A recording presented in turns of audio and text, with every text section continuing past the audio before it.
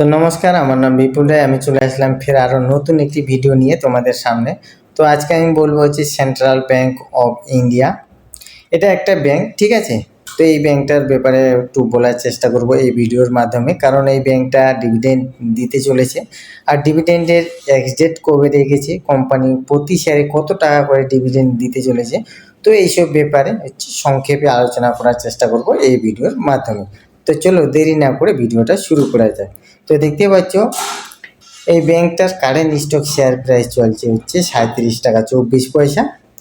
আর একদিনে এই কোম্পানি স্টকের দাম বেড়েছে হচ্ছে 1.39%। আর এই ব্যাংকটার দেখতে পাচ্ছ 52 উইক লো ছিল 31 টাকা 30 পয়সা, আর 52 উইক হাই হচ্ছে 41 টাকা 20 পয়সা। ঠিক আছে, তো এবার সংক্ষেপে একটু ফান্ডামেন্টালসটা বলে দেওয়ার চেষ্টা করবো তোমাদের সামনে। তো এই ব্যাংকটার মার্কেট ক্যাপ দেখতে পাচ্ছ 33,237 crore, মানে মিড ক্যাপ কোম্পানি আর কি। পিই রেশিও 7.33, আর ইন্ডাস্ট্রি পিই রেশিও হচ্ছে 12.73, মানে ইন্ডাস্ট্রির পিই রেশিও যেটা আছে সেটাও একদম কম, ঠিক আছে। আর এই ব্যাংকটার পিই রেশিওটাও অনেকটাই কম। ডেট টু ইকুইটি মানে ঋণ একদমই নেই, দেখতেই পাচ্ছ। আর এই কোম্পানি হচ্ছে পার্সেন্টেজ হিসাবে শেয়ার হোল্ডারদের টাকার কত পার্সেন্ট কামাই করে দিয়েছে, ঠিক আছে। তো দেখতে পাচ্ছ 12.73%।